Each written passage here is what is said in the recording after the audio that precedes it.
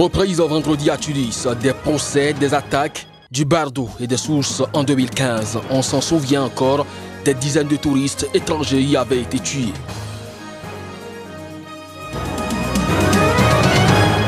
Attaque vendredi dans l'extrême nord du Mozambique.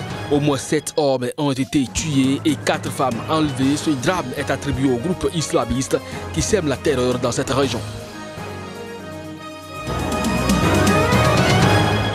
En Côte d'Ivoire, Guillaume Soro, à qui l'on prête des ambitions présidentielles pour 2020, a démissionné ce vendredi. C'est lors d'une session extraordinaire de l'Assemblée nationale qu'il a lui-même convoquée.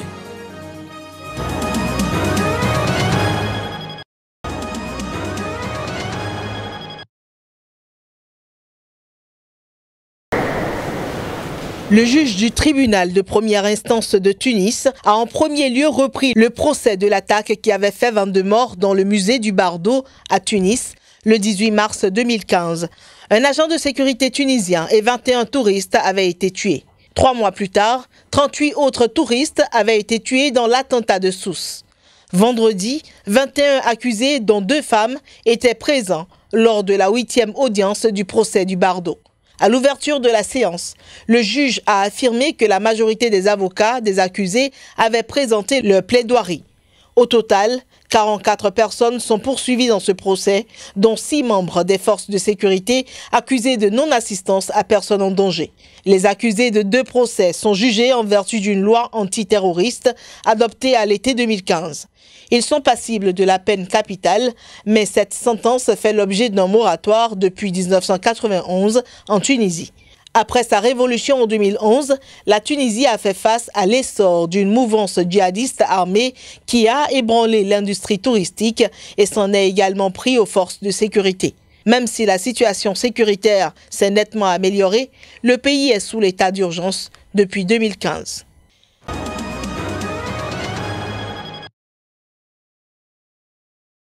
C'est à une 50aine de kilomètres au nord de la ville de Macomia, dans la province du Cabo Delgado, au Mozambique, que le raid a visé jeudi à l'aube le village de Piqueux. Les populations ont été surprises dans leur sommeil alors qu'elles se cachaient dans la forêt. Elles avaient quitté leur village par crainte d'une attaque. Laquelle attaque les a finalement rattrapées. 7 hommes ont été démembrés et abandonnés sur place par les assaillants qui ont par ailleurs kidnappé 4 femmes et filles.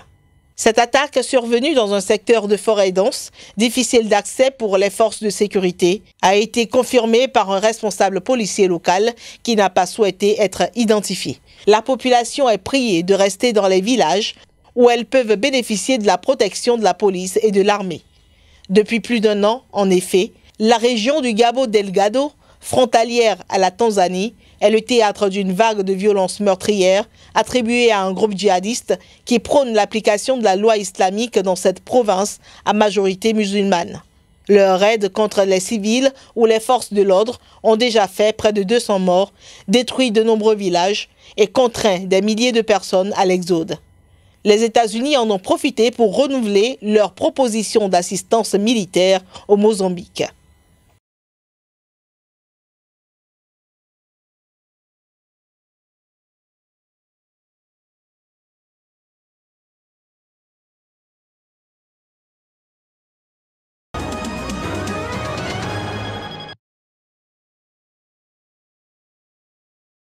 Chers collègues, à cet instant précis, je rends ma démission de mes fonctions de président de l'Assemblée nationale de Côte d'Ivoire.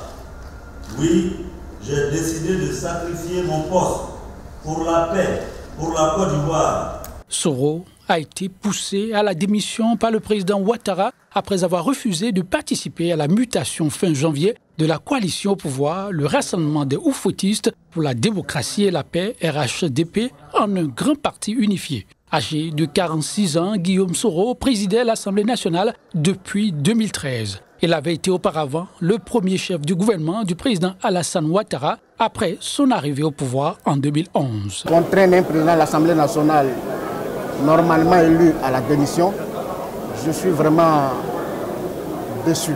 Je voudrais apporter tout mon encouragement au président Soro et lui dire que dans quelques jours, le RACI se transforme en parti politique et le RACI se mettra à son service pour la construction d'une nouvelle Côte d'Ivoire, mais avec lui.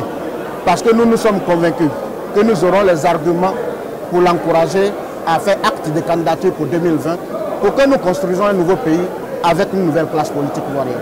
Les décisions de ce genre, de cette nature, au-delà des émotions que cela puisse susciter, doivent être respectées. Et je pense qu'on ne peut pas aimer le président Guillaume Soro, puisque lui-même... Très discret sur le plan médiatique depuis plusieurs mois, voyageant beaucoup à l'étranger, il est jusqu'à présent resté muet sur ses intentions pour la prochaine présidentielle de 2020. Alassane Ouattara, 77 ans, élu en 2010 et réélu en 2015, n'a pas non plus dévoilé ses intentions pour l'élection présidentielle de 2020. La Constitution adoptée en 2016 n'autorise pas un troisième mandat, mais il existe une incertitude juridique sur l'application de cette disposition. Soro, qui a été ovationné par une grande partie des députés après son bref discours, a quitté l'institution au volant d'une petite voiture personnelle.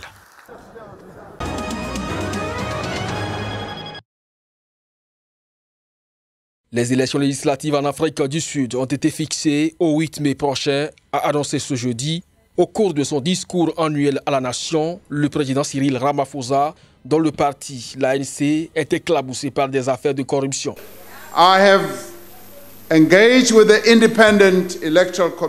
J'ai aussi discuté avec la Commission électorale indépendante ainsi qu'avec les dirigeants de toutes les provinces et j'ai l'intention de proclamer le 8 mai 2019 date des élections.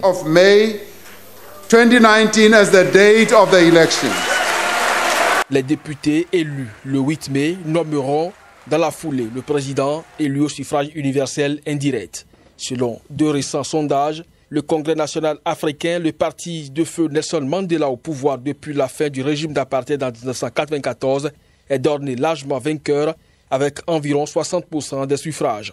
En cas de victoire de l'ANC, Cyril Ramaphosa est assuré d'être reconduit pour 5 ans à la tête du pays. Ces élections représentent une occasion pour nos concitoyens d'exercer leurs droits durement acquis afin de déterminer la voie dans laquelle le pays doit s'engager, a estimé le président avant de tirer un bilan mitigé de la réconciliation entre la majorité noire et la minorité blanche, un quart de siècle après l'avènement de la démocratie. Cyril Ramaphosa a conclu son discours en incitant ses concitoyens à retrouver l'optimisme qui s'était emparé du pays au moment de la chute de l'apartheid et des premières élections libres il y a tout juste un quart de siècle.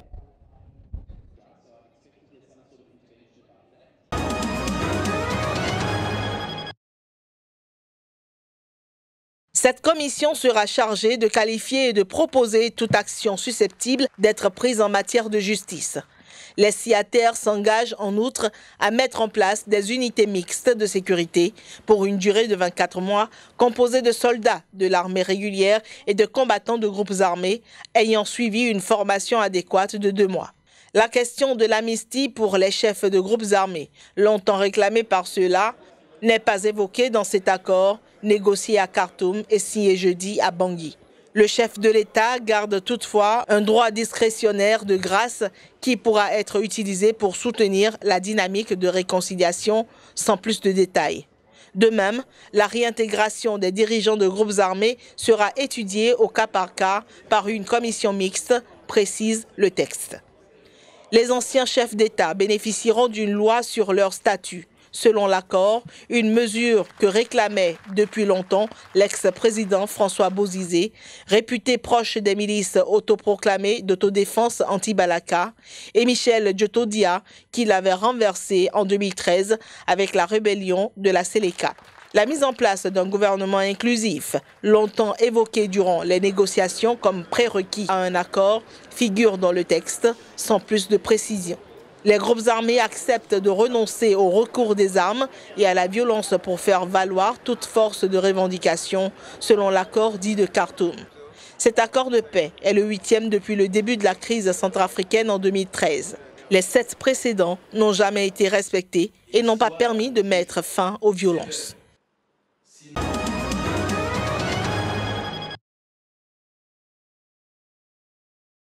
Des manifestants défilant, bloquant des rues et mettant le feu à des pneus dans les rues de Port-au-Prince ont demandé la démission du président haïtien Jovenel Moïse. Ils protestent contre l'inflation galopante. Déjà fragilisée par une inflation à plus de 15% depuis 2 ans, l'économie haïtienne plonge à cause d'une dévaluation accélérée de la monnaie nationale, la gourde, face au dollar américain, ce qui augmente d'autant les prix des produits de première nécessité, majoritairement importés. Dans la capitale, plusieurs véhicules ont été brûlés par des manifestants qui ont aussi tenté en vain d'incendier une station-service. De violentes échauffourées ont opposé des opposants les plus radicaux aux policiers qui ont fait un large usage de gaz lacrymogène et à plusieurs reprises tiré à balles réelles en l'air pour disperser la foule. Ils ont également manifesté contre le fonds Petro-Caribe après la publication la semaine dernière d'un rapport sur les dépenses du fonds. La Cour supérieure des comptes a en effet publié un rapport d'audit édifiant sur la gestion calamiteuse et les possibles détournements de fonds prêtés depuis 2008 par le Venezuela à Haïti pour financer son développement économique et social. Une quinzaine d'anciens ministres et hauts fonctionnaires ont été épinglés, de même qu'une entreprise dirigée à l'époque par l'actuel président Jovenel Moïse, identifié comme bénéficiaire de fonds pour un projet de construction d'une route sans signature de contrat.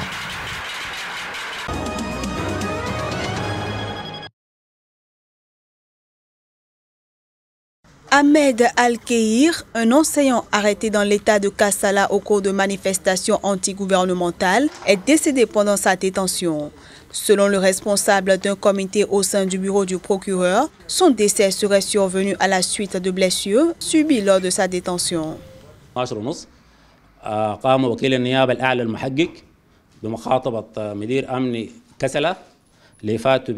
Nous avons demandé au chef du NIS à Kassala d'amener les agents de sécurité qui ont interrogé Kheir à Kacham El-Girba. Après l'examen du corps d'Ahmed El-Kheir Abdul Karim, les blessures vitales et récentes ont été découvertes sous la forme d'échymoses sur le dos, à l'arrière du biceps, derrière le rein droit et à l'arrière de la cuisse droite, ce qui a mené à sa mort. Le rapport du laboratoire médico-légal a prouvé qu'il n'y avait aucune substance toxique trouvée dans les échantillons prélevés dans l'estomac et dans le sang du défunt.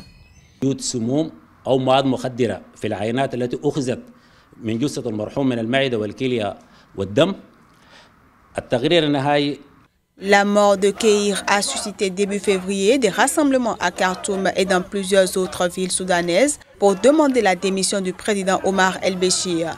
Des centaines de Soudanais se sont rassemblés ce jeudi dans le centre de Khartoum, auquel ils n'avaient pu accéder pendant 2 semaines pour protester contre la détention de manifestants depuis le début de la contestation antigouvernementale en décembre. Les manifestants se sont réunis à l'appel de l'association des professionnels soudanais qui affirment que des manifestants sont torturés en détention. Selon des ONG de défense des droits humains, plus de 1000 personnes, dont des manifestants, des membres de l'opposition et des journalistes, ont été détenus depuis décembre. Fin janvier, le gouvernement soudanais avait annoncé la libération par le puissant service du renseignement de tous les détenus. Mais le nombre de personnes libérées depuis cette annonce reste inconnu pour l'heure.